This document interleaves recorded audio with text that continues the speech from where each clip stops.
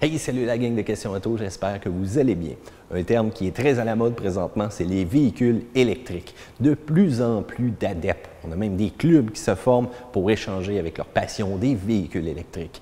Eh bien, plusieurs manufacturiers se sont lancés dans l'aventure et voilà que Kia aussi est quand même assez agressif avec la Soul électrique. Elle ressemble pas mal à celle-là à essence, effectivement, mais vous allez voir, c'est une toute autre bagnole.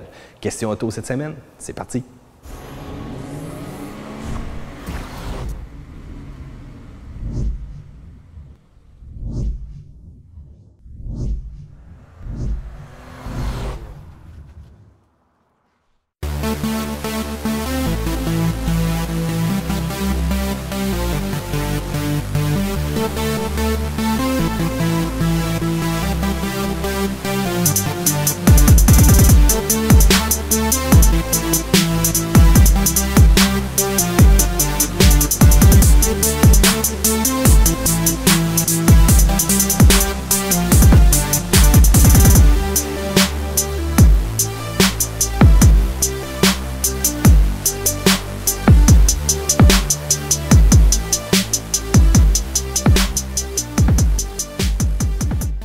Jetons un coup d'œil à l'extérieur de la Kia Soul EV 2016. La première chose qu'on remarque aussi comme différence majeure, eh bien, c'est la couleur deux tons. Donc, on a un bleu agencé avec du blanc pour la toiture et les miroirs. Et c'est ça aussi qui caractérise les véhicules électriques présentement du côté de Kia. Donc, pour la Soul, vraiment une couleur deux tons. Donc, il y en a des belles, il y en a des moins belles. Celle-ci nous rappelle vraiment les Beatles de ce monde, les mini Clubman de ce monde. Ça nous rappelle aussi un peu l'extérieur des Nissan Cube, voire même certains véhicules Sion et aussi des Honda Element. C'est vraiment un coup de j'aime ou j'aime pas. Et vous, est-ce que vous aimez le look présentement de notre Kia Soul électrique? À vous de décider. Donc, la partie avant aussi se démarque avec le modèle à essence suite à une absence de la calandre. Donc, vraiment des ouvertures pour laisser l'air froid, donc entrer pour refroidir le véhicule. On n'a pas besoin de radiateur pour celle-ci ou quoi que ce soit. Et on a vraiment remplacé le tout par notre trappe pour brancher notre fil pour recharger notre véhicule. Ça, c'est quand même intéressant d'avoir ça à portée comme ça. On n'est pas obligé vraiment d'aller jusqu'à l'arrière du véhicule, tirer un fil. Ça nous permet d'être plus près de notre borne possible aussi, donc qui est souvent situé à l'avant. Au niveau du pare-choc, deux couleurs. Donc, on a vraiment un noir piano. On remarque aussi donc qu'on n'a pas de phare auxiliaire présentement, car je vous rappelle que le véhicule qu'on essaie, c'est vraiment le véhicule de base. Donc, c'est le moins cher présentement de la Kia Soul électrique qu'on en essaie. Phare projecteur, des phares qui sont halogènes. OK, on aurait pu mettre ça au LED tout simplement. Bord de LED ici, donc, qui est vraiment pour notre clignotant et pour les phares de jour qui est en haut. Un phare qui se continue vraiment sur le côté et avec une touche de blanc. un petit clin d'œil donc au blanc qu'on retrouve ailleurs sur le véhicule. Au niveau du capot, on a quand même une belle forme, une belle bosse ici présente, un très grand pare-brise et vous allez remarquer aussi la longueur du toit qui est quand même assez long. Et la minute qu'on jette aussi un coup d'œil sur le côté du véhicule, on remarque une ligne au niveau de la vitre, donc la vitre à l'avant qui est un petit peu plus grande et lorsqu'on se dirige vers l'arrière, on a comme une petite pente descendante. Lorsqu'on regarde sur le côté, eh bien, cherchez pas la trappe à essence, il n'y en a pas, c'est tout à fait normal. Et vous avez quand même des poignées assorties à la couleur du véhicule, bouton pour verrouiller ou déverrouiller du côté passager, miroir avec du blanc clignotant à l'intérieur. On a un très beau signe éco-électrique comme c'est ici sur le côté. Cependant, aucune lumière, aucun LED à l'intérieur. Ça, j'aurais peut-être aimé ça, voir ça.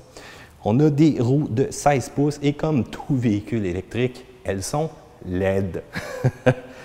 Je vous le dis tout de suite, je ne sais pas pourquoi, c'est quoi cette mode-là. C'est sûr qu'on veut causer le moins de résistance possible, même avec les roues, mais regardez ça, ça fait dur présentement. Du blanc, du gris, on a le signe Kia vraiment au milieu et on utilise un pneu, donc Nexen NB Blue de 205/76. C'est vraiment un pneu qui va faciliter donc le roulement, donc vraiment un pneu à faible résistance de roulement. Ne cherchez pas du côté sportif ou vraiment de la traction avec celui-ci. C'est quand même ordinaire, je vous le dirais. Mais au moins, ça nous fait sauver de l'essence. L'arrière carré, quand même assez massif, mais qui nous donne accès à une excellente ouverture au niveau du coffre. Donc, un petit peu plus haut, vous allez remarquer vraiment notre antenne aussi, donc qui n'est pas nécessairement une antenne de requin, mais qui est noire, qui crée un contraste. Surface quand même assez grande, essuie-glace de bonne dimension. On revient vraiment avec du bleu à l'intérieur ici. Et vous allez remarquer l'indicatif éco-électrique. Gros signe Kia Soul. On voit la caméra de recul donc, qui ressort un peu au niveau du véhicule, qui va être facilement salissable par les intempéries. Et notre poignée au coffre, qui donne accès à un coffre avec un seuil quand même assez bas. Donc, on n'aura pas vraiment besoin de forcer pour soulever les paquets. Où est-ce que ça se gâche un peu? C'est vraiment les gros réflecteurs qu'on retrouve dans le bas. Et ne cherchez pas de ligne d'échappement. C'est tout à fait normal. J'aime beaucoup les phares sur le côté faits en long comme ça. Donc, vous allez les voir allumer dans quelques instants. Pourquoi pas tout de suite vous les allumer? Et en même temps, vous montrer la trappe essence, comment ça se passe. Vous avez un bouton ici. On appuie. Ah ah! J'ai dit trappe essence, mais vous êtes fait avoir. C'est une trappe pour un connecteur électrique. Donc, en nouveauté cette année, on a vraiment un capuchon. Donc, il va nous permettre de protéger notre connecteur. Et vu qu'on n'a pas l'option du chargeur rapide présentement sur le véhicule, ce serait l'endroit où est-ce qu'il serait, donc encore une fois, à l'avant. Au niveau des lumières sur le véhicule, une fois, deux fois. Donc, clignotant. Je vous mets juste les phares de jour pour l'instant. Regardez, on a quand même un très beau LED, quand même assez puissant. Donc, une barre en haut ici, une barre en bas. Même au niveau du miroir sur le côté, donc un très beau clignotant qui est quand même assez stylisé. Lorsqu'on allume complètement les lumières, cependant, jetez un coup d'œil à l'arrière. Encore une fois, un beau LED, une belle barre, un beau serpentin comme ça, un phare de recul qui est quand même assez puissant aussi. Donc, vraiment un côté unique au moins à cette partie-là. Les phares projecteurs, je suis un peu déçu là, que ce soit vraiment du halogène. Vous allez voir la qualité d'éclairage, là, c'est pas très extra. On referme tout ça. Petite musique qui nous dit au revoir.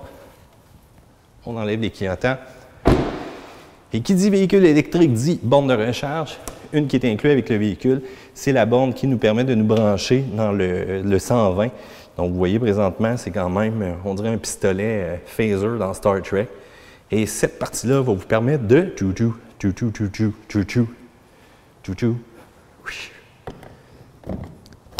Et voilà, une fois que c'est bien branché, eh bien, le mode recharge va tout simplement s'enclencher. Puis une chose qui est intéressante, c'est de regarder les trois boutons qu'on a ici. Donc, vraiment des boutons LED qui sont assez omniprésents, qui vont nous témoigner de l'état de charge de notre véhicule présentement. Que ce soit la nuit, que ce soit le jour, inquiétez-vous pas, on les voit de loin. C'est quand même intéressant. Et si j'ouvre le véhicule, eh bien, vous voyez présentement le temps de charge qui me reste avec le pourcentage. Donc voilà, ça fait le tour pour la partie extérieure. Aimez-vous?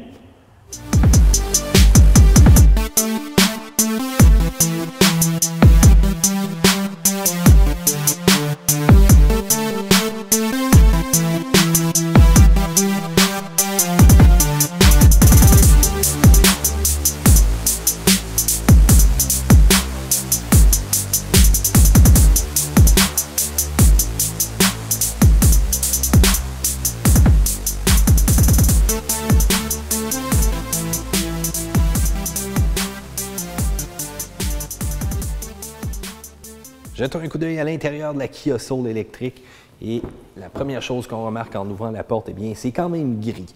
Les matériaux qu'on va utiliser, c'est des matériaux qui sont faits de matériel organique aussi. Je vous en parlerai un petit peu plus tard dans la vidéo. Donc, on a vraiment un tissu, des plastiques, un peu de blanc, donc pour vraiment profiter avec l'extérieur qu'on a sur le véhicule. Même les cuirettes utilisent des matériaux donc différents. Plastique ici sur le côté, dur un peu, donc au niveau de l'appui-bras, les sièges vraiment gris, c'est un peu terne à l'intérieur quand on regarde ça. C'est pas nécessairement le plus beau intérieur qu'on a vu au niveau des véhicules, mais je vous rappelle qu'on a une vocation écologique un peu. Donc, au niveau de la Kia Soul, cette partie-là, c'est quand même très respecté. On a quand même eu des prix aussi par rapport justement à notre conception biologique. La minute qu'on regarde à l'intérieur du véhicule, on a quand même une belle prise au niveau du volant. Je vous rappelle un peu le matériau qui est quand même assez particulier, encore une fois. On a une impression de cuir, mais on le voit que c'est différent juste au toucher.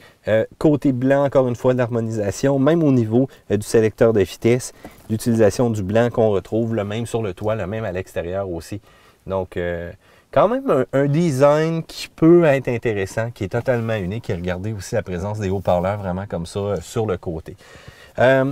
Bouton poussoir pour le démarrage. Allons-y. Donc, on a notre écran qui part tout de suite. Et lorsqu'on appuie une deuxième fois, donc vérification du système. Et vous allez remarquer que pour la Kia électrique, donc c'est vraiment des cadrans qui sont uniques à celle-ci. Si on va un petit peu fermer la climatisation cependant, sinon on va se faire vanter. Lorsqu'on regarde un petit peu vers la gauche, donc commande au niveau des portières, des miroirs, c'est du standard. On a les commandes pour l'afficheur, l'éclairage, la luminosité de l'éclairage au niveau des afficheurs pour ouvrir notre trappe, pas à essence, mais notre trappe électrique si on veut, j'adore le logo. Et on peut tout simplement ouvrir ou encore fermer les programmes de recharge à la simple pression d'un bouton. Bouton pour démarrer le chauffe-volant et notre système de traction d'antipatinage. Donc, si on maintient enfoncé, donc il va lui aussi réduire la stabilité au niveau du véhicule. Pour les ajustements, en passant pour les bancs, donc que ce soit au niveau du volant, pour les bancs, tout est manuel. Donc, je suis quand même capable d'aller chercher une bonne zone de confort. Je peux me relever, je peux bien me placer. Je peux avoir une vision là, qui est quand même assez intéressante, donc suite au grand pare-brise que j'ai devant moi. Premier cadran sur le côté, ici à gauche, donc vraiment mon indicateur de puissance. Donc, la minute que je vais faire des accélérations avec mon véhicule, je vais être en mode éco, si on veut, si j'ai une conduite exemplaire. La minute je vais dépasser, je vais avoir besoin d'accélération, je vais tomber en mode power, qu'on appelle. La partie charge ici, c'est pour la régénération. Je vois le kilométrage exact qui me reste donc à faire et je vois un peu la charge de ma batterie présentement qui n'est pas tout à fait au maximum, mais qui me donne quand même un niveau appréciable. Au niveau de l'écran central, donc un petit écran d'environ 3,5 pouces, donc c'est pas très grand. Ça, ce que ça me permet, c'est vraiment d'avoir des informations, encore une fois, sur mon kilométrage, température extérieure. Le niveau éco ici que j'ai présentement peut être changé pour le flux d'énergie qui va s'animer dépendant la régénération au niveau du freinage ou encore la charge à ma batterie que je vais demander.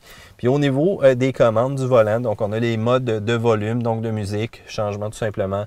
Donc le fameux régulateur de vitesse qui va tout simplement allumer une lumière ici, donc au niveau du tableau de bord, très facile.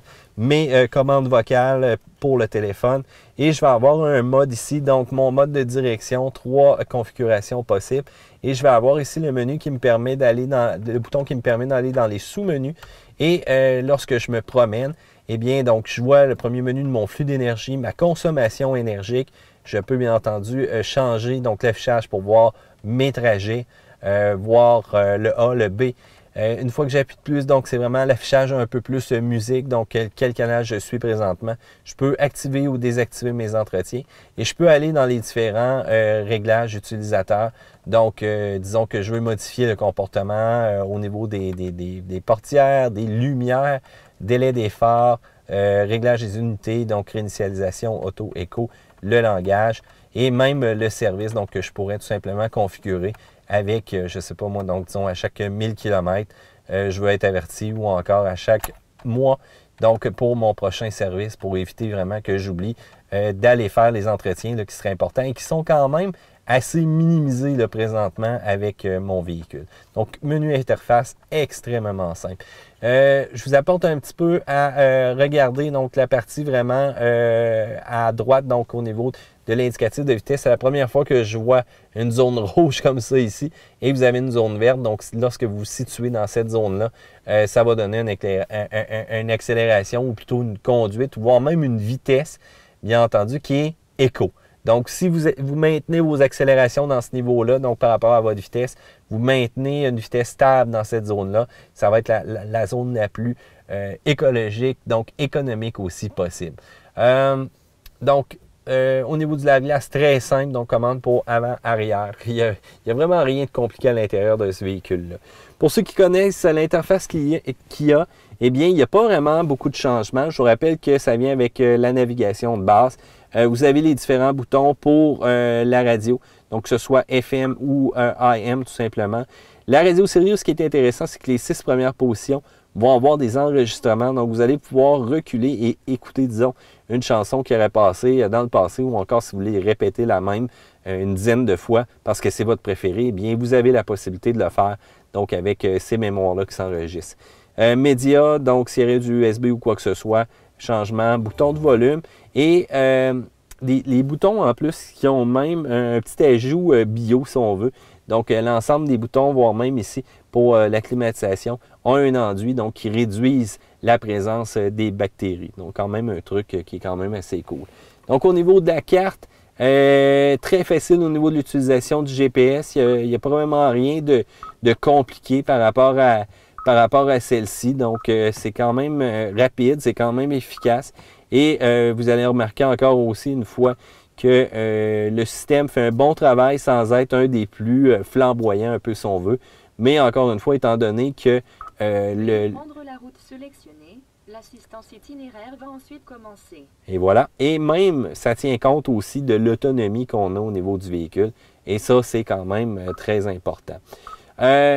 Téléphone, encore une fois, ultra simple aussi pour ajouter, configurer ou autre. Là, présentement, j'en ai pas mis, mais on peut avoir, bien entendu, accès à nos contacts et autres. Le bouton info, la minute que je vais appuyer, donc je vais avoir la possibilité d'aller dans mes informations de climatisation et les différentes commandes vocales aussi qui seraient disponibles, tout dépendant quel service que je veux. En passant, un service qui est intéressant, mais qui n'est pas offert ici au Canada, donc c'est le service UVO avec notre appareil mobile.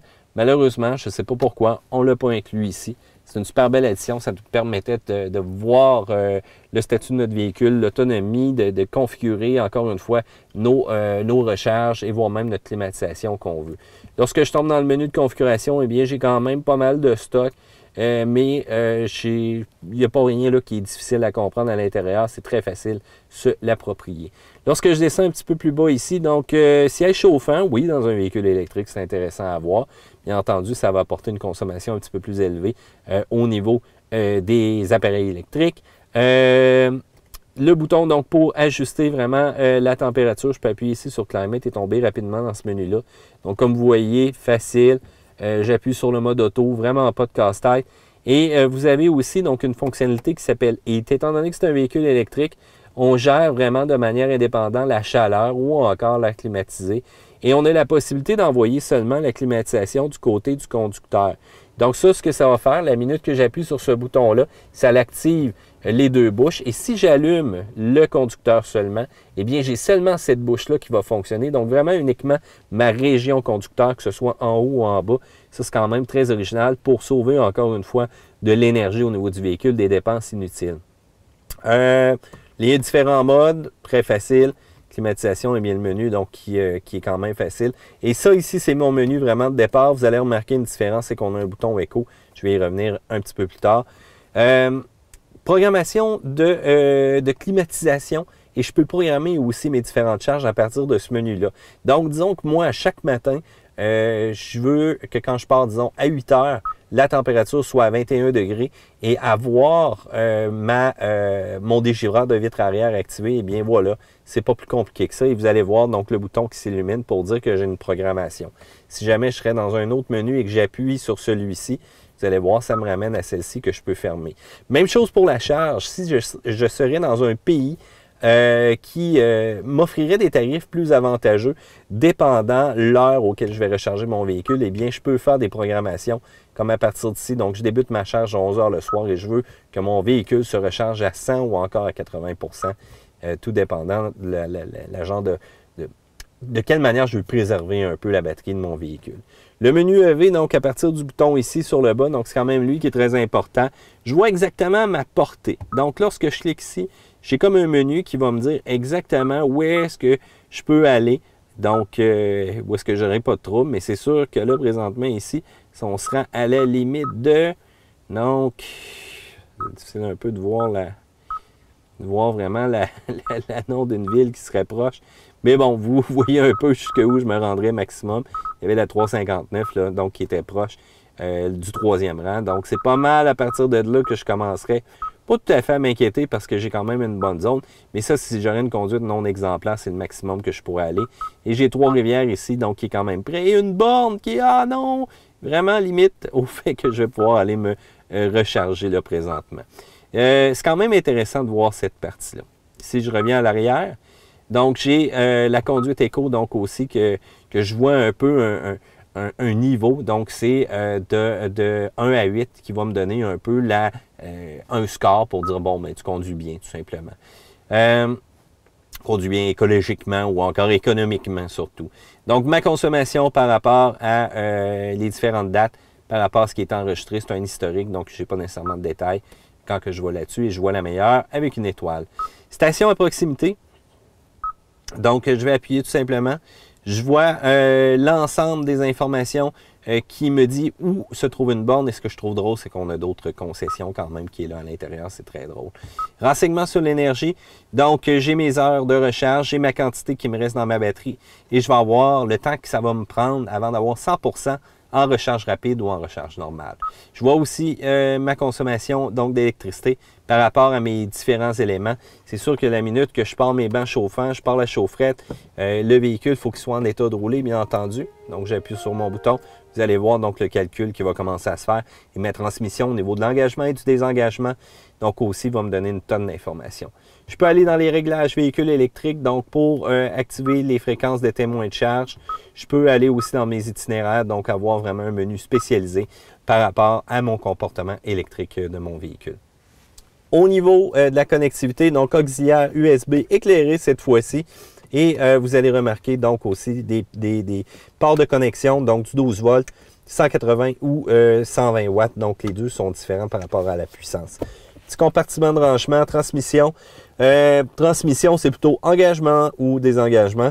Donc la minute que je vais passer en mode D et que le petit indicatif vert en haut dans le coin est prêt, donc ça va me permettre à mon véhicule de passer en mouvement. J'ai le mode B qui va beaucoup plus, lui, comment dire, favoriser la régénération au niveau du freinage. Donc B pour break un peu si on veut. Et lorsqu'on passe au reculant, regardez bien ça, c'est super cool. On va abaisser ça. Et regardez, reculons. Si vous entendez le son que ça fait présentement, c'est pour avertir toute personne qui se trouve en arrière de moi. Un peu comme un camion qui a un mouvement d'un véhicule qui s'en vient électrique silencieux. Donc ici, porte-gobelet très simple, donc verrouillage au niveau du frein électrique. Conduite éco, ça va tout simplement réduire l'effet de mon accélérateur. Rangement, lumière halogène, pas super. Pour les lunettes, pare-soleil, lumière, donc c'est quand même cool. Puis lorsqu'on va refermer tout simplement, la lumière se referme, ça c'est cool. Passons à l'arrière. Lorsque je regarde à l'arrière, eh bien, je suis surpris de voir que je n'ai pas nécessairement une perte d'espace malgré la présence des batteries en dessous du plancher. Je vais avoir une porte d'accès ici, donc ça va être vraiment pour, lorsqu'il va y avoir une maintenance, couper l'accès électrique. Donc, je vais faire la maintenance sur le véhicule. Je vais vraiment m'assurer qu'il n'y a pas d'électricité à haut débit. Donc, qui se rend dans mes mains, bien entendu, je suis porté à faire la mécanique. Donc, des sièges qui sont quand même confortables et j'ai la possibilité de les rabattre tout simplement en appuyant ici. Donc, les sièges qui ne formeront pas un plancher parfaitement bas, mais qui vont m'offrir quand même d'espace intéressant au niveau du coffre. Regardez ça, cette petite caverne-là, c'est quand même assez gros, c'est quand même assez carré. Et j'ai un compartiment donc, qui est à l'arrière que je peux tout simplement ouvrir comme ça. Donc, ça va me donner quand même accès à du rangement à l'intérieur du véhicule. Lumière halogène, bien entendu, ici sur le côté. Et lorsque j'enlève ça, donc, j'ai uniquement une trousse de réparation de pneus et on voit bien entendu les connectivités à ma batterie. Donc, du rangement intéressant à l'arrière. Un styromousse qui va absorber le bruit et une fois qu'il est replacé, prend beaucoup mieux forme. Et vous avez quand même un coffre qui est quand même assez généreux là-dessus.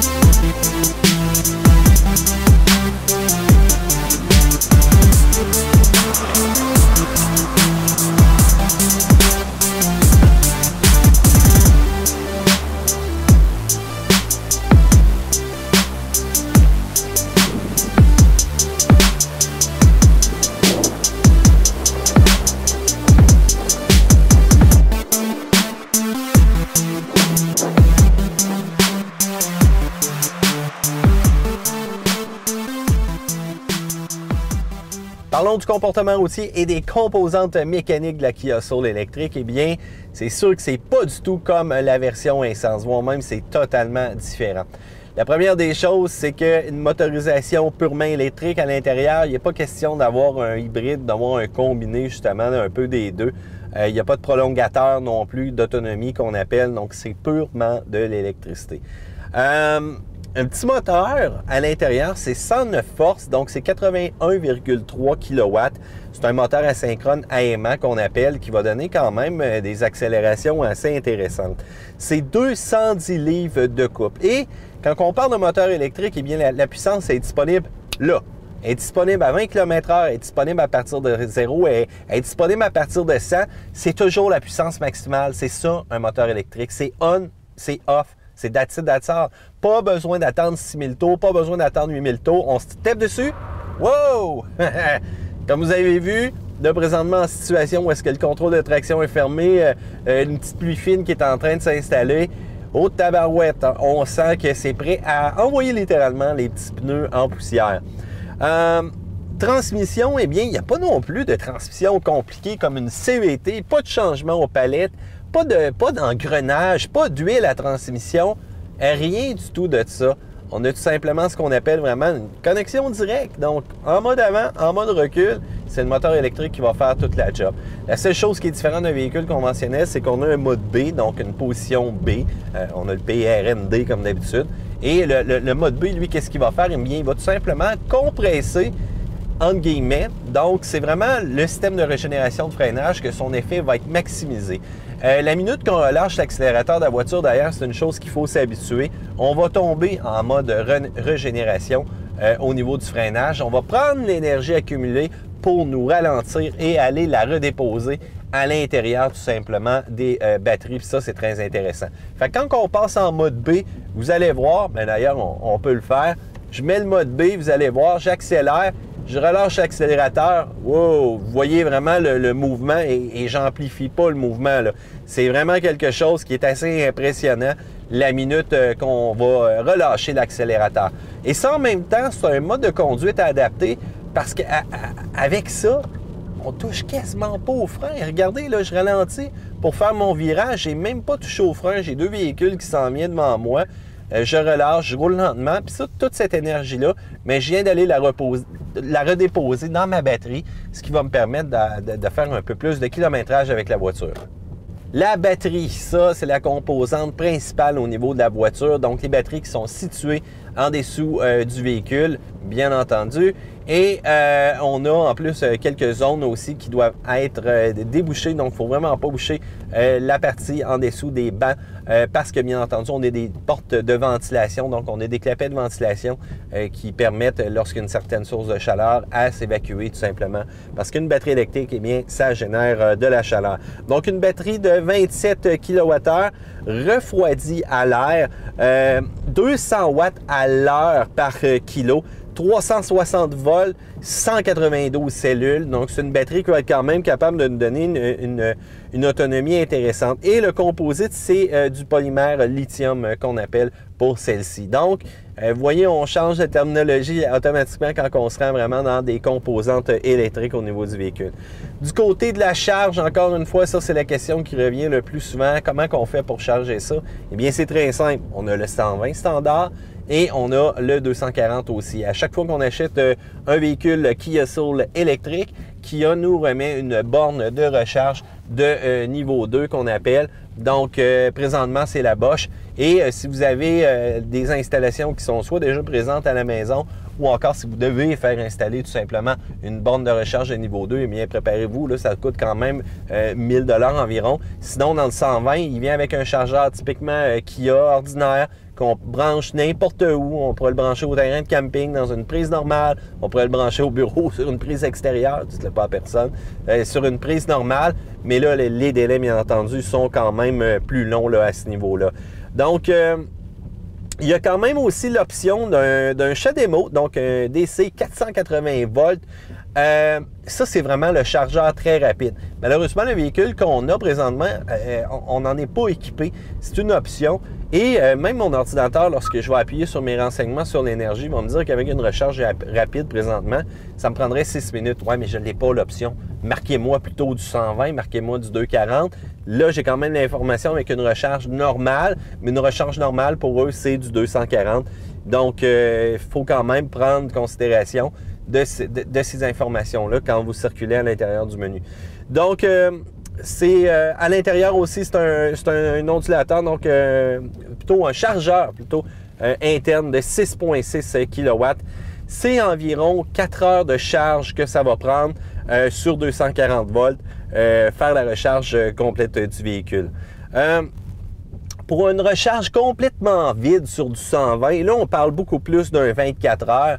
Puis bon, tantôt, je disais 4 heures, mais bon, c'est entre 4 heures et 5 heures, je vous dirais, sur du 240. Mais quand est-ce qu'on va être vraiment vide avec un véhicule électrique? Quand est-ce qu'on va avoir arrivé à zéro dans la cour, à moins vraiment d'avoir fait par exprès?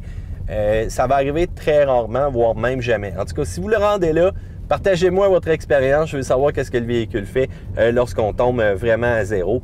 Mais si jamais vous avez la chance aussi d'avoir l'option de borne rapide, la minute que vous allez être très bas côté énergie, vous branchez, c'est 80% de la charge qui va être en mesure d'être accumulée en 33 minutes. Donc ça, c'est intéressant. Il faut dire aussi que le réseau de bornes commence de plus en plus à s'installer. Chargeur rapide, c'est pas à la maison vraiment que vous allez être en mesure d'avoir ça, je vous le dis tout de suite. Si jamais vous en avez un, vous êtes craqué en tabarouette. Un niveau 2 va faire. Mais la minute qu'on va arriver, disons, du côté de Québec, dans le coin de CA, ou voire même à différentes stations, différents points, peut-être sur notre route, où est-ce qu'on va avoir la chance d'avoir un chargeur rapide, eh bien, c'est le temps de prendre un lunch, puis votre véhicule, ben, il va être prêt à faire presque son autonomie maximale, tout dépendant de ce qui vous restait, bien entendu, à la minute où est-ce que vous êtes connecté. C'est un véhicule qui se veut écologique. C'est un véhicule qui a une tendance bio. Donc, on ne laisse aucune empreinte, on ne laisse aucune émission, il n'y a aucun système d'échappement. Voilà encore un bel exemple de retretien qu'on n'aura pas à faire avec le temps. Catalyseur, collecteur, système d'échappement, bon vieux silencieux, bon vieux muffler. Pah! Il ne se casse pas la tête. On n'a même pas besoin de faire l'entretien de ça avec le temps. Ça ne rouillera même pas parce qu'il n'y en a pas. Et voilà, pas plus compliqué que ça. Donc, au niveau de l'empreinte écologique, ce qui est le fun aussi avec la Kia Soul, c'est qu'on a réussi à aller chercher des certifications qui sont très intéressantes. Donc, on parle d'une UL Validated, donc ça, c'est le terme anglophone. C'est Underwriter Laboratory, excusez-moi, mon laboratory plutôt. Mon accent anglais, des fois, fait un petit peu dur. C'est vraiment une accréditation par rapport à la composition du véhicule, par rapport aux matériaux qu'on utilise à l'intérieur ici. Donc, le plus on est biologique, le plus on va aller chercher une accréditation du genre qui marque aussi une empreinte sur la conception, une empreinte sur l'environnement. On laisse une très faible empreinte en construisant le véhicule, que ce soit avec des matières recyclées ou encore avec différentes composantes, voire même biologiques, voire même organiques. Par exemple, 10% de teneur en carbone organique de base bio qu'on a utilisé dans le véhicule, c'est 23 942 grammes total. Dans les plastiques, en conversion, c'est 52,7 livres de matériaux organiques qui a été placé à l'intérieur de ce véhicule-là pour justement réussir à atteindre cette certification-là.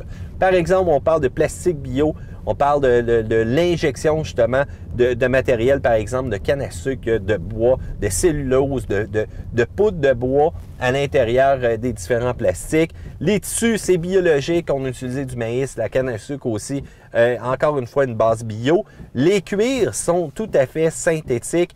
La peinture, voire même les plastiques antibactéries, le bouton pour la température, donc la minute qu'on va toucher à ça, donc c'est antibactéries, c'est quand même assez intéressant. Et la peinture est écologique aussi, donc même au niveau des garnitures qu'on a employées à l'intérieur, donc ça, c'est quand même très bien. Il faut dire que ce véhicule-là, les gens qui vont l'acheter ont aussi une conscience environnementale quand même assez élevée. C'est pas pour rien, ils ne veulent pas nécessairement polluer aussi. Je ne dis pas que c'est le cas de tout le monde. mais je vous dirais que c'est des gens qui sont habituellement un petit peu plus consciencieux là-dessus. Est-ce que vous, l'environnement vous préoccupe quand vous achetez une voiture? Est-ce que vous posez vraiment la question si sa conception respecte des normes? Posez-vous la question d'où provient l'acier, d'où proviennent les matériaux, puis qu'est-ce qu'on fait avec les surplus ou autres? Je ne sais pas. Moi, personnellement, je ne suis pas encore nécessairement dans cette mode-là, mais la question, c'est vous. Qu'est-ce que vous en pensez? Au niveau aussi de la sécurité, donc on a une panoplie de systèmes de coussins gonflables qui est totalement acceptable, donc un nombre correct. On a même les rideaux aussi. La seule chose qui m'agace un peu, c'est le sonneur de stationnement qui est en option. Au moins, on a quand même la caméra de recul. Et vous allez remarquer aussi que le véhicule génère un bruit artificiel, que ce soit au niveau de la marche arrière ou encore au niveau de la marche avant. On va entendre un genre de son de navette spatiale, si on veut. C'est quand même assez particulier, on dirait les motos de Tron là, dans le film. Je ne sais pas si vous savez un peu c'est quoi le bruit, mais regardez l'exemple. This is Blue Leader to Blue Bikes. Run these guys into your jet walls. Copy, Blue Leader. Copy, Blue Leader. This is Gold 1 to Gold 2 and 3. Split up. Take them one-on-one. Ouais, c'est un peu comme ça, si on veut. Ça, ce que ça va permettre aux piétons d'être un peu plus alertes parce que le véhicule ne fait aucun bruit. À part le roulement des pneus présentement, à part le vent, à part un genre de petite pluie là, qui essaie de s'installer. Silence. Accélération. Silence. Fait que tu sais, c'est un peu risqué effectivement pour les piétons autour qui ne prendraient pas conscience qu'il y a un véhicule qui s'en vient. Puis je vous le dis, dans un parking d'épicerie, dans un stationnement, vous allez voir la réaction des gens, c'est très drôle, ils ne vous entendent pas arriver. Puis à un moment donné, ah! Les deux pattes en l'air, voilà, ils ont peur littéralement. Au niveau des tests de collision aussi, ce qui est quand même assez particulier, c'est qu'on ne semble pas avoir trop fait de tests de collision avec les véhicules électriques. Avec la Kia Soul régulière, au moins les tests sont quand même bons. Je pense pas qu'il y ait nécessairement de problématiques majeures, mais je suis curieux de savoir pourquoi que du côté de l'IHS présentement, on n'a pas déjà fait ces différents tests-là pour arriver vraiment à une constatation. Surtout que les véhicules électriques sont très à la mode présentement. Parlons de consommation. Donc, l'autonomie du véhicule, ça, c'est assez particulier aussi. On parle de 148 km d'autonomie qu'on va avoir avec le véhicule une fois qu'on va être à pleine charge. C'est sûr que ce 148 km-là, c'est dans des conditions optimales. Donc, c'est vraiment une belle température. Une température ambiante où est-ce qu'on ne servira pas trop des éléments à l'intérieur, que ce soit au niveau des bancs chauffants, que ce soit au niveau de la climatisation, un radio pas trop fort, un dégivreur arrière non enclenché, les lumières fermées, en tout cas tout ce que vous voulez, là, j'en rajoute. Là. Mais c'est vraiment dans des conditions optimales. Ce que j'ai réussi à observer de mon côté, c'est que j'ai réussi facilement à faire entre 120 et 130 km justement dans des conditions comme ça. J'aime les accélérations, j'aime que ça se déplace. Puis en plus, c'est un petit véhicule qui a quand même un couple intéressant. Donc, je m'en suis servi, comme on dit, je me suis amusé. C'est un véhicule qui va être moins efficace sur l'autoroute. Habituellement, c'est le contraire. Un véhicule à essence va réussir à avoir une excellente autonomie lorsqu'on va rouler vraiment sur l'autoroute. Mais il faut dire que la Kia Soul, elle, ça ne peut pas utiliser son système de régénération de freinage.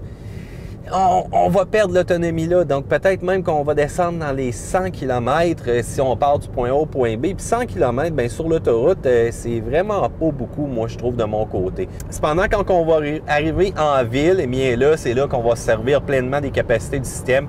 Accélération, régénération. Donc, on va être capable vraiment de faire quelque chose d'assez intéressant. Si jamais on a peur au niveau des grands déplacements du côté pour, disons, au Québec-Montréal, c'est un classique, là. Kia Canada a quand même une entente intéressante avec Enterprise, donc la compagnie de location d'automobile. Donc, si vous achetez une Kia Soul électrique, vous avez besoin de faire un long voyage, eh bien, vous allez pouvoir bénéficier de location gratuite au niveau du véhicule, ainsi que plusieurs avantages au niveau de la location. Donc, c'est quand même intéressant. Je pense qu'il a vraiment réfléchi à leur affaire. Qu'est-ce qui se passe quand la voiture manque de courant? Eh bien là, c'est sûr que si vous arrivez vraiment à zéro, c'est terminé, là. Il n'y a pas une personne qui peut vous dire vous ajoutez du courant dans la batterie, ça se fait pas vraiment. À moins que vous ayez votre bonne vieille génératrice, vous allez passer un bon 24 heures là à attendre que ça recharge. à moins qu'il y ait une prise rapide sur votre génératrice, donc une prise de 240, ça serait intéressant. Mais encore là, vous allez attendre quand même un bon bout de temps avant que ça recharge. Donc, qu'est-ce qui est le mieux dans ce temps-là? C'est que le garage plutôt le CA, vous amène un garage le plus près possible, qui aurait une borne de recharge rapide ou encore une borne sur le réseau électrique, donc qui sera en mesure de vous faire une recharge et le véhicule va tout simplement repartir une fois que celui-ci va être reparti. Il faut dire encore une fois que ça a un comportement routier aussi qui est très particulier, donc ça ne file pas comme un véhicule à essence, surtout pas l'équivalent du côté de la Kia. Lorsqu'on va passer en accélération, eh bien c'est franc cependant, il n'y a pas d'attente, on n'a pas besoin de rétrograder ou quoi que ce soit. On appuie, le devant lève littéralement du véhicule. Il faut dire aussi que le poids paraît cependant, c'est quand même un véhicule qui a un poids assez raisonnable. On parle de 3340 livres au niveau de celui-ci. C'est sûr que les batteries, ça rajoute du poids. On a enlevé en plus le pneu de secours, des trucs comme ça. Il faut dire que c'est plus ou moins trippant là, dans ce temps-là. La suspension est sautilleuse. On sent un effet de rebond. Il faut dire qu'aussi, on a une barre de torsion à l'arrière. Et c'est ce qui fait qu'en virage aussi, on sent une certaine lourdeur au niveau du véhicule. Pour rajouter un petit peu de feeling, on a quand même une direction variable en 3 niveaux qui permet de sélectionner un mode confort, un mode normal, voire même un mode sport. En mode sport, la direction électrique devient vraiment très, très, très lourde. Je vous le dis tout de suite. C'est même peut-être un peu trop à mon goût. Et ça, c'est rare habituellement que je dis ça sur quelque chose qui est sport. Et regardez, je prends une sortie d'autoroute présentement et je n'aurai même pas besoin de freiner. Je vais tout simplement laisser le mode B et je vais laisser le véhicule ralentir. Je suis à 60, je suis peut-être même un peu trop lent présentement. 50, 40, en plus d'une pente en descendant, là, 35. Et littéralement, j'arrive au stop à une vitesse quand même assez raisonnable. Pas de casse-tête. Je repars. Pas un arrêt complet, là, mais... Et voilà, c'est reparti. Puis encore là, une autre lumière là. Je relâche l'accélérateur. Je tombe en mode régénération. Avec de l'habitude, là, on n'a même pas besoin de toucher aux freins du véhicule. Puis ça, en passant, faites attention à l'entretien des freins. Il va falloir porter une attention un peu plus particulière à ceux-ci. Pour la simple et bonne raison, c'est qu'on s'en sert tellement pas souvent qu'il faut justement les nettoyer un peu plus souvent, il faut les entretenir un peu plus souvent de ce côté-là. Il faut dire aussi, lorsqu'on conduit la Kia Soul EV, donc la position de conduite est excellente, les instruments, c'est très bien placé, c'est très bien fait. Il n'y a pas de problématique à ce niveau-là. C'est vraiment au niveau de l'appropriation du style de motorisation. Il faut s'habituer à conduire une voiture qu'on pourrait littéralement presque oublier les freins, là, si on veut. Sans guillemets, c'est une manière de parler. C'est surtout qu'on réussit à prolonger vraiment l'autonomie du véhicule avec de la planification. Intérieur, les fonctions sont faciles, les boutons sont clairs, la climatisation, c'est facile. L'éclairage de soir, ça, je comprends pas pourquoi on n'a pas mis du LED, là, cependant, là, même à l'intérieur. On est rendu là, un véhicule électrique, ça prend du LED. Pourquoi qu'on n'a pas fait ça? C'est un peu plus ordinaire. L'éclairage de nuit est aussi ordinaire d'ailleurs. Mais le côté arrière est très intéressant quand on jette un look là-dessus. Position de conduite qui est quand même agréable. La minute qu'on va cependant rouler à des vitesses d'autoroute soit un peu plus élevées, bien, on va voir rapidement qu'on entend un son de vent, si on veut. Et je vous le dis tout de suite, les pneus ne sont pas faits pour du mordant et ils ne sont pas faits non plus pour prendre des virages à vitesse élevée. Mais je dois vous dire que ça a quand même des accélérations et des reprises intéressantes. Pour un véhicule électrique, là, pour un véhicule qui n'a pas de motorisation à essence, qui n'a pas 300 chevaux, on ressent l'effet du couple. Pensez pas non plus tracter avec le véhicule. Je vous rappelle que tracter avec un véhicule électrique, ce n'est pas recommandé.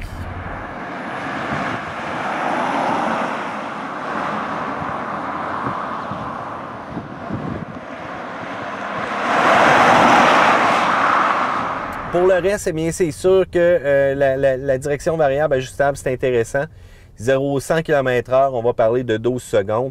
Donc, c'est pas nécessairement une bombe là, de ce côté-là, mais c'est quand même un véhicule qui est intéressant, surtout que c'est uniquement électrique. Donc, je pense qu'on s'en vient avec des véhicules qui sont quand même assez performants. Parlons comparaison maintenant. Je pense que la Kia Soul vise directement la Nissan Leaf. La Nissan Leaf qui est un des leaders présentement, un des pionniers du segment aussi. Donc, on a prouvé que c'est un véhicule qui a une excellente autonomie, une autonomie qui est améliorée aussi cette année. un véhicule qui est fiable. La Spark électrique, d'ailleurs, on a fait une vidéo complète sur celle-ci. On a eu la chance de l'essayer. C'est vrai que le véhicule, ça se ressemble énormément. Mais la Spark, c'est un peu plus petit, moins d'espace de logeable à l'intérieur, moins d'espace pour les occupants, moins d'espace cargo, mais encore un petit peu plus petit, un peu plus maniable. Jetez un coup d'œil sur la revue qu'on a fait, vous nous direz qu'est-ce que vous en pensez.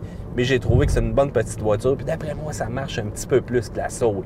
Donc, si jamais vous mettez la main là-dessus, vous allez voir, c'est petit, donc ça l'accélère un peu plus vite, c'est quand même intéressant. La Bolt, et qu'on a hâte de l'essayer, cette Chevrolet Bolt-là, on nous promet une autonomie intéressante d'environ 320 kg. On nous promet un prix abordable. Je dois dire aussi au niveau du look, quand je l'ai vu à Détroit, je l'ai trouvé quand même assez intéressante, la Bolt. J'ai hâte de mettre la main là-dessus et de vous donner mon avis. D'après moi, ça va être pour cette année, fin de cette année. Sinon, début de l'année prochaine, là, je vais être bon là, pour faire l'essai du véhicule avant beaucoup de personnes. Et j'ai hâte de vraiment voir si on est capable de se mesurer présentement au meilleur qu'on a sur le marché. Il faut dire que la Bolt aussi s'attaque au modèle 3 de Tesla, le fameux modèle 3 qui fait tant parler des milliers d'exemplaires de vendus sans que personne ait essayé le véhicule. Tesla qui pense changer la composition en acier présentement, qui retire le côté gratuit au niveau des bornes de supercharger rapide, qui faisait quand même une bonne réputation la minute qu'on voulait faire des voyages au travers des États-Unis ou encore du Canada. Bien, la Model 3, c'est sûr que ça s'en vient, c'est un jour, c'est quand, j'ai hâte de voir. Ford Focus électrique, moins d'autonomie, petite conduite un peu plus sportive cependant la minute qu'on va arriver derrière celle-ci, communication qui est un peu mieux aussi au niveau de la route. Ford qui devrait mettre cependant un peu plus d'efforts pour aller chercher une autonomie vraiment concurrente avec les plus grands manufacturiers présentement qui sont quand même très agressifs quand je regarde un véhicule comme celle-ci. IMIEV, ouf, Mitsubishi, qu'est-ce qui se passe? Qu'est-ce qu'on fait avec la IMIEV? On traîne un peu de la patte, hein? Une des premières, encore une fois, une des premières voitures électriques qui était disponible. Je suis obligé de dire, c'est rare que je vais dire ça, là, mais c'est un char qui est plat. C'est tout. Désolé. Encore là, oui, ça a une vocation électrique. Oui, je serais dans un parc en Floride, j'aurais pas besoin de faire beaucoup de millage. J'irais probablement avec ça.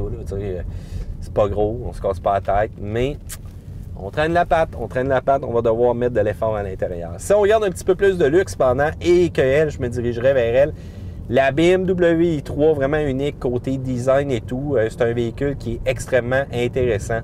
Je vous le dis tout de suite, très trippant pour celle-ci. Prolongateur d'autonomie, donc un véhicule qui peut avoir une motorisation essence en option et qui fait énormément de kilométrage avec celle-ci. Donc, encore une fois, très surprenant ce qu'on peut faire avec la BM. Puis surtout l'intérieur aussi, les matériaux qu'on a utilisés. Le style unique. Moi, j'aime ça qu'un véhicule électrique ait l'air d'un véhicule électrique. La sauce est discret. Donc, je vous dirais, pensez peut-être à la i3 aussi, c'est intéressant, mais préparez votre budget là, cependant. On aimerait aussi avoir du côté du Canada deux autres véhicules. La e-Golf, un style qui doit être très plaisant et connaissant Volkswagen, une fois qu'on va être en arrière du volant, ça va être très plaisant aussi. Malheureusement, c'est pas ici encore. Est-ce que ça va venir un de ces quatre? Je ne le sais pas. Mais une chose est sûre, j'aimerais beaucoup conduire ce véhicule-là. La Fiat 500e, malheureusement, Fiat ne joue pas nécessairement une fiabilité à tout casser présentement, mais je pense qu'avec le modèle électrique, c'est quand même pas si pire. Pourquoi qu'on ne l'a pas de notre côté, je le sais pas. C'est une voiture qui a de l'air maniable, qui a de l'air intéressante côté fun urbain qu'on peut avoir avec elle. Puis surtout si vous êtes des amateurs de style, ben Fiat ils l'ont côté style. C'est une voiture coup de cœur que j'appelle. Donc une voiture sur laquelle on va se diriger, qu'on va la vouloir. Mais encore là, faites attention cependant. Quand on regarde Consumer Report, Fiat, faut travailler là-dessus, Fiat, faut travailler là-dessus.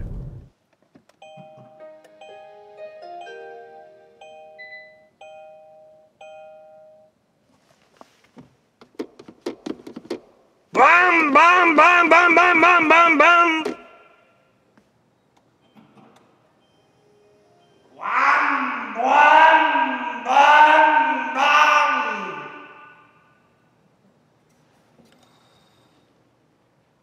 Bam, bam, bam.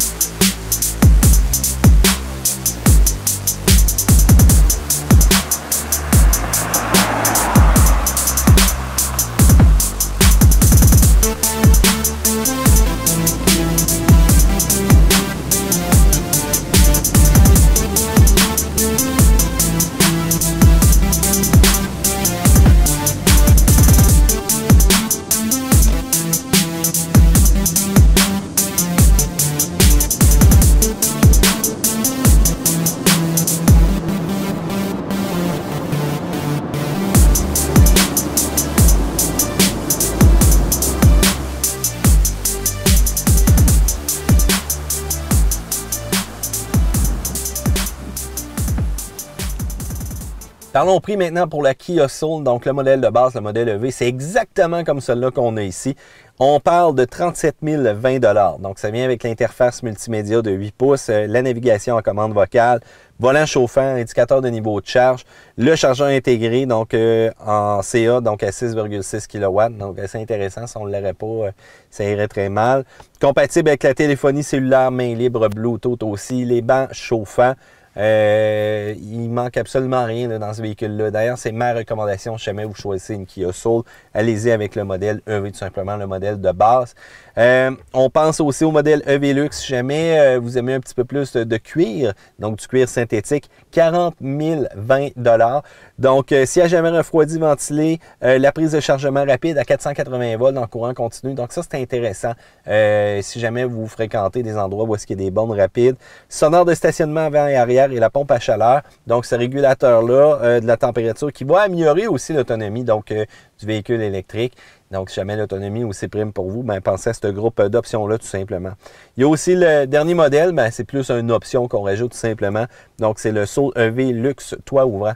Donc, c'est 40 820 $. Donc, on va avoir quand même un toit panoramique pour pouvoir bénéficier du beau temps la minute qu'on va l'ouvrir. Il y a aux États-Unis qu'on a un Fun Inside Package. De notre côté, malheureusement, ça ne s'applique pas aux différents véhicules qu'on a. On aurait aimé aussi avoir certaines options disponibles comme un meilleur système de son, les petites lumières là, tout simplement dans les haut-parleurs. Mais malheureusement, ça ne va pas bien avec l'orientation autonomie électrique qu'on veut faire la minute qu'on rajoute des genres d'équipements du genre. Donc, on aurait abaissé tout ça. Il faut dire aussi qu'au Québec, présentement, là, alors qu'on a fait la vidéo, on a 8 000 $ applicables sur la facture. La minute que vous sortez de la concession, la minute que vous avez signé votre contrat, il est supposé d'être marqué moins 8 000 $ sur cette facture-là. Et en plus, avec chaque Kia Soul, vous avez la possibilité de faire la location du côté de la compagnie entreprise, donc des véhicules qui sont réguliers à essence, mais qui vont vous permettre de faire des road trips un peu plus longs, donc plus que l'autonomie de votre véhicule. Vous avez votre chargeur aussi, donc de niveau 2. Vous avez le chargeur donc pour vous brancher dans n'importe quelle prise 120. Et en plus, certaines concessions, donc du côté de Québec, je vous invite à magasiner, vont vous offrir la première année d'électricité complètement gratuite, ce qui équivaut à 300 $. Donc ça, c'est un autre chèque que vous mettez dans vos poches. À vous de magasiner.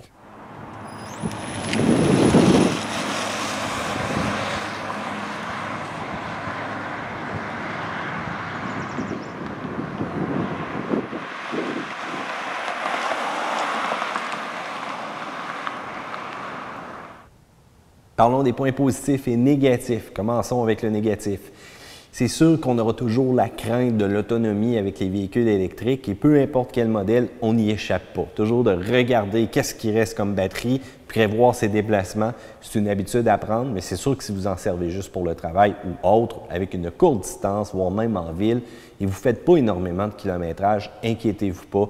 Il y a des bornes de recharge pas mal tout partout. Puis à la maison, si vous êtes équipé, eh bien c'est tant mieux. Mais pour les gens qui ne connaissent pas ça, c'est encore un petit point négatif qui suit les véhicules électriques. Lumière OLED, système de son Infinity, lumière au xénon. Le véhicule à essence a ça, mais pas celui-là. C'est dommage un petit peu, on aurait aimé vraiment avoir l'ensemble des options possibles. Il ne faut pas oublier aussi qu'au Canada, il nous manque une option qui est quand même intéressante qu'on appelle le Sun Package, le package soleil. Donc, c'est disponible aux États-Unis. Il rajoute une panoplie d'ensemble intéressants, soit le toit panoramique, les lumières OLED, voire même les haut-parleurs qui clignotent au beat de la musique. Donc, ça, on aimerait ça, mais on s'éloigne un petit peu du côté économie vraiment énergétique qu'on va aller chercher quand on rajoute des gadgets comme celui-ci. Le style, on aime ou on n'aime pas. Malheureusement, il y a une grande majorité de gens qui ne l'aiment pas, mais au moins, on a de la fonctionnalité avec à l'intérieur. On n'a pas non plus le contrôle avec notre cellulaire, comme aux États-Unis, donc qui permet de contrôler à distance le véhicule. Ça, c'est un petit peu dommage. J'aurais vraiment aimé avoir tout l'ensemble des fonctionnalités pour contrôler, démarrer, voir l'état de mon véhicule, peu importe. Ça aurait été génial. On aime ça, la connectivité. Pour les points positifs, eh bien, le chargeur de niveau 2 est inclus avec le véhicule. C'est une dépense de moins. Donc, présentement, au Canada, on pousse beaucoup Bosch, mais on a quand même Liviton ou Aérovironnement, donc qui peut fournir une borne de niveau 2, 240 pour recharger ça rapidement. Il ne reste plus que la pause à la maison. Bonne autonomie, une bonne performance, c'est logeable. Équipé de base, c'est quand même intéressant. Et il y a une bonne garantie aussi, tant sur le groupe motopropulseur que sur les composantes électriques. Eh bien, avec une fiche aussi intéressante que celle-ci, je lui donne la note de A. C'est quand même un véhicule électrique qui se démarque. C'est pas pour rien présentement qu'on commence à en voir de plus en plus sur la route. La question est cependant, allez-vous embarquer dans la mode des véhicules électriques? Est-ce que vous êtes prêt à faire l'achat d'un véhicule comme celui-ci? C'est le temps. Si vous vivez au Québec ou encore dans une autre province canadienne, vous pouvez bénéficier de rabais. Nous, ici au Québec, c'est 8 000 $. Est-ce que vous allez embarquer dans la vague dans ce trip-là? Moi, pour ma part, je dois vous dire que pour ma semaine de travail, comme véhicule vraiment pour me déplacer au bureau uniquement puis revenir à la maison, il n'y a pas de trouble. Mais c'est sûr que pour mes longs voyages ou encore mes road trips, je vais être obligé d'y aller avec un autre véhicule. Mais qui sait, un jour, ça s'en vient. Puis qu'est-ce qu'il y en a des camions électriques aussi? À quand un gros camion qui va être capable d'avoir du couple monstrueux et qui va être capable de remorquer? Les manufacturiers, vous avez tout un défi. Eh bien voilà, j'espère que vous avez apprécié la vidéo de Questions Auto. Si jamais vous avez des questions, c'est en bas que ça se passe. Si jamais vous aimez, le pouce en l'air. Et n'oubliez pas, abonnez-vous parce qu'on va faire encore plus de vidéos pour vous. À plus!